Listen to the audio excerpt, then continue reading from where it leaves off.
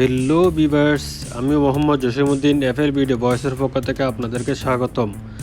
আমি আজকে কি টপিকস নিয়ে কথা বলবো আপনারা ইতিমধ্যে জেনে গেছেন। আমি আজকে আইফোনের ক্যালেন্ডার ভাইরাস, যেটা কিছুক্ষণ পর আসে, তো এই ভাইরাসটা কিভাবে বন্ধ করবেন এবং কি এই ভাইরাসটা কি আইফোনের জন্য ক্ষতিকর নাকি ক্ষতি করবে না, সেই জিনিসটা নিয়ে আজকে আলোচনা করব।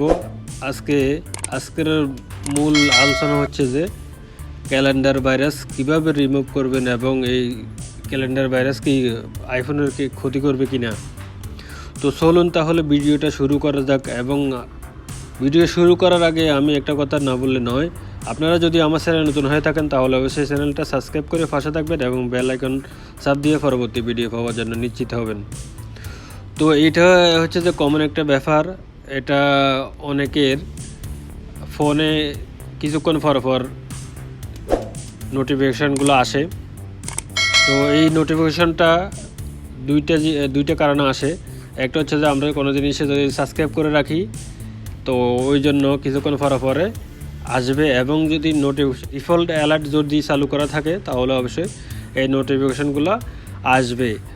তবে এই নোটিফিকেশানগুলো, এই ভাইরাসগুলা আইফোনের জন্য ক্ষতিকর নয় এবং ক্ষতি করবে না। আপনারা ভয় পাবেন না, এটা আইফোনের জন্য কোনো ক্ষতি করবে না। চলুন তাহলে এই ভাইরাসটা কিভাবে অফ করবেন এবং এই ভাইরাসের না আসার জন্য, নোটিফিকেশানটা না আসার জন্য কোথায় গিয়ে অফ করবেন সেই জিনিসটা দেখাই। তো প্রথমে আপনাদেরকে ক্যালেন্ডার অপশনে যেতে হবে। ক্যালেন্ডারে যাবেন। ক্যালেন্ডারে যাওয়ার পরে নিচে ক্যালেন্ডার অপশন দেখতে পাচ্ছেন, ক্যালেন্ডারে যাবেন। ক্যালেন্ডারে আসার পরে এখানে দেখতে পাচ্ছেন দেহান মিনগুক, এটা একটা কোরিয়ান ভাষা। তো এখানে নিচে লেখা আছে সাবস্ক্রাইবড। এই সাবস্ক্রাইবটা আপনি যদি দরকারি জিনিস যদি না হয় তাহলে আপনার যদি গুরুত্বপূর্ণ যদি কিছু না হয় তাহলে অবশ্যই এটা আনসাবস্ক্রাইব করে দিবেন এবং এই যে টিক মার্কটা উঠে দিবেন, তাহলে আপনার আনসাবস্ক্রাইব হয়ে যাবে এবং ক্যালেন্ডারের যে ভাইরাসগুলো আছে না সেইগুলো চলে যাবে। তো দেওয়ার পরে তারপরে কী করবেন, উপরে ডান করে দিবেন। ডান করে দিলে আপনার ক্যালেন্ডারে যে ভাইরাসগুলো থাকবে সেটা অটোমেটিকলি চলে যাবে। এটা হলো একটা অপশন। অন্য একটা অপশন হচ্ছে যে আপনি সেটিংসে গেলাম, সেটিংসে যাওয়ার পরে ক্যালেন্ডারে আসলাম। ক্যালেন্ডারে আসার পরে এখানে নিচের দিকে দেখতে পাচ্ছেন default alert time. Default alert টাইমে যাবেন। যাওয়ার পরে এখানে দেখতে পাচ্ছেন ইভেন্টস।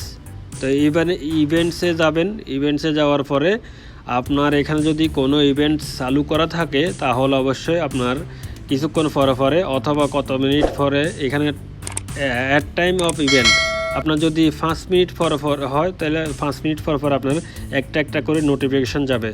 যদি এখানে 10 মিনিট হয়, 15 মিনিট হয়, 30 মিনিট হয়, 1 ঘন্টা হয়, 2 ঘন্টা হয়, 1 দিন হয়, 2 দিন হয় এবং 1 সপ্তাহ হয়, এইখানে আপনার যেটা সিলেক্ট করা থাকবে সেই অনুযায়ী আপনার মোবাইলে নোটিফিকেশান যাবে।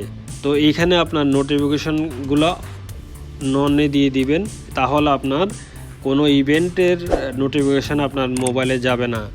তাহলে আপনার অটোমেটিকলি আপনার নোটিফিকেশানটা বন্ধ হয়ে যাবে। তো এই ছিল ভিডিওটা কেমন লাগলো অবশ্যই কমেন্ট করে জানাবেন এবং বেল আইকনটা চাপ দিয়ে পরবর্তী ভিডিও পাওয়ার জন্য নিশ্চিত হবেন। আল্লাহ হাফেজ।